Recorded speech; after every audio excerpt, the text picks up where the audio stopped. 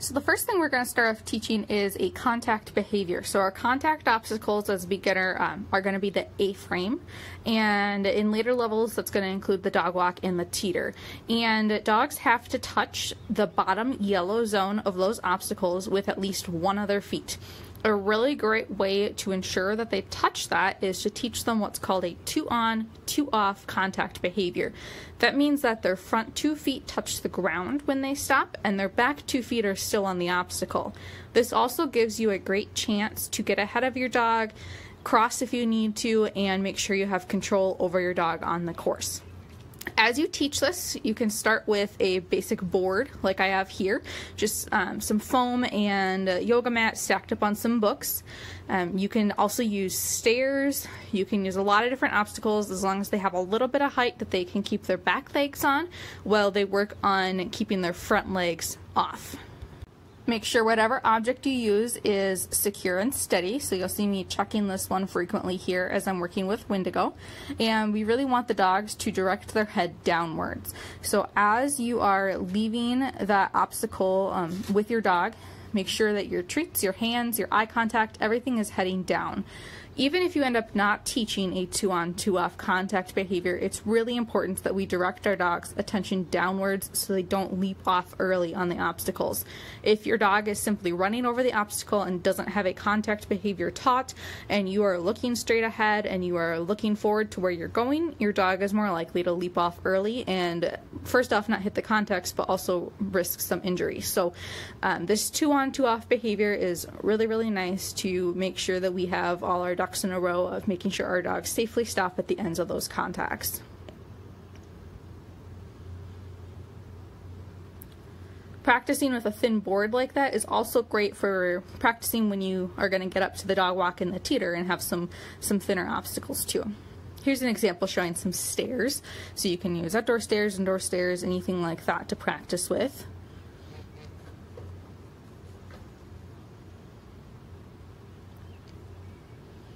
You'll notice I'm just trying really hard to keep Wendigo's attention downwards and make sure that he is safely hitting the end of that obstacle without cranking on his shoulders and neck by keeping his attention up.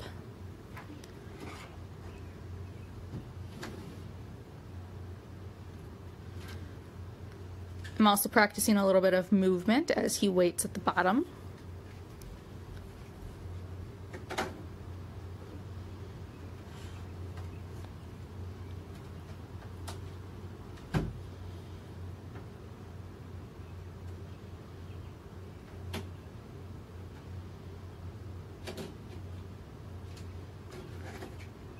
Like I said, you can be really creative in what you use. Here's an example using a tree stump.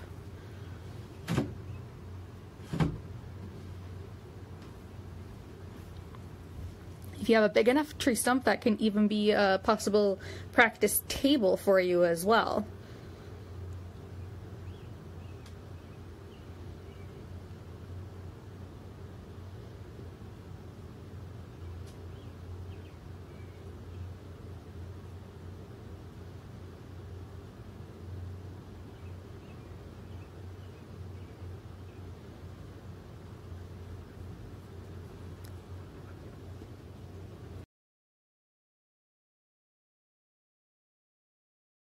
For table practice, I'm just using a stool here. Your dog can sit, stand, lie down. They can do whatever they want as long as they remain on that table for 5 seconds. So a stool is nice and secure. Again, you can put a board and stack it up on top of something. Just make sure it's not gonna tip over or fall over if your dog hits it too hard. But getting your dog used to jumping up onto a different object is really useful for when you get to that table.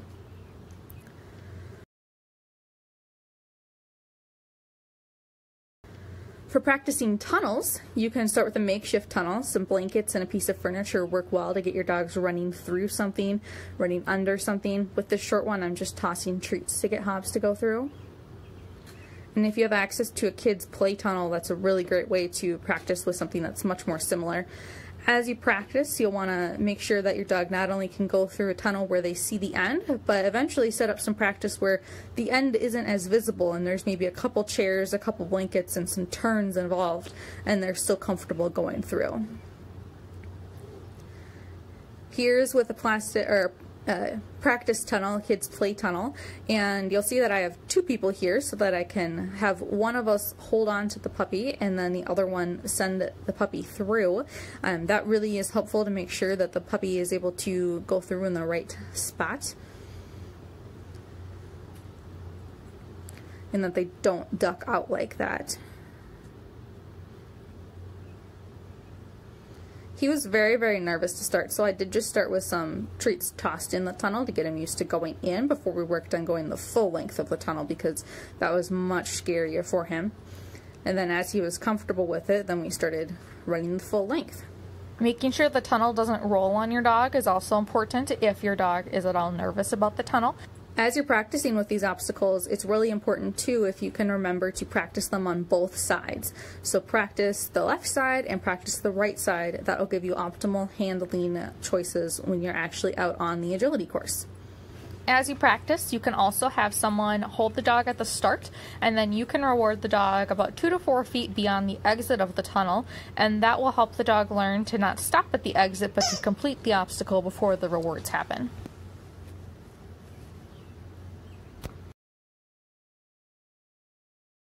And then finally, I want to talk a little bit about jumping. So jumping has some really important safety aspects we have to be aware of. One of them, as you'll see in my makeshift jump here, is that the bar has to be able to fall. If a dog hits that bar, we need it to fall over.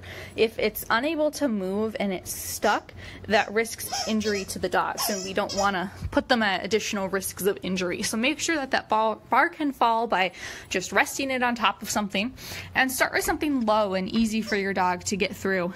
And in this case, I'm just using a couple low totes and a trekking pole. Broom handles work well.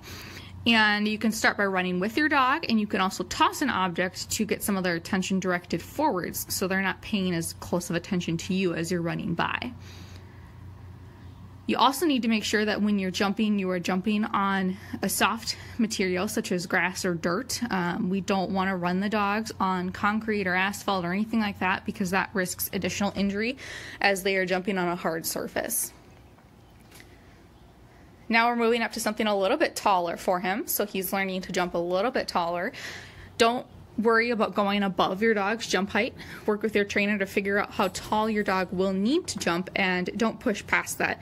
We want to just teach them to jump where they need to jump and not worry about increasing that height and risking additional injury.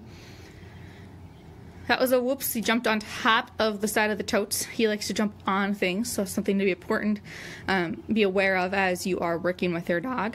A good rule of thumb for jump heights is to jump their elbow height or lower the first week, and the final jump height is usually about the height of their withers, within an inch or two of that. And there we had a nice good jump, and all I'm doing is if he makes the mistake with how I want him to jump, he just doesn't get the treats that time, and then when he correctly is jumping, then we are rewarding at the end of that behavior.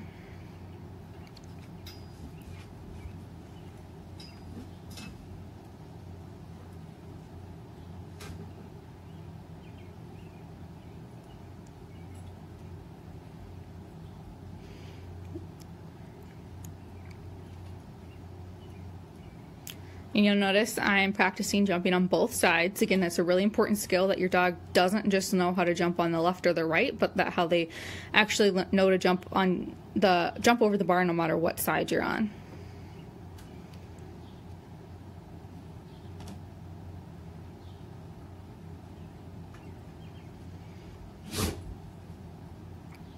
And I'm not using the leash to force him over the jump. I'm just using it there as you would in the beginner classes to be able to make sure that he doesn't run away on me. We're not in a fenced area.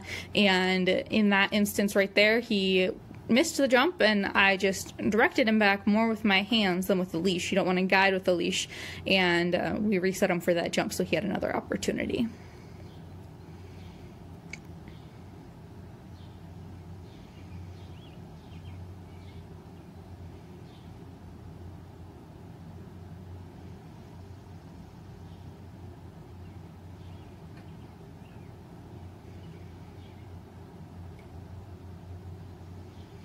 And again, tossing a toy, tossing a treat, anything like that will help direct your dog's attention forward and give you really nice jumping.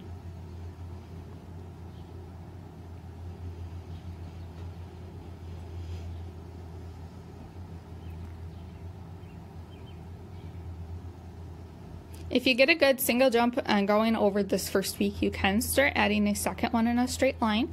Make sure they are spaced out well enough that your dog is able to jump them properly, and have fun with it, and good luck and be safe.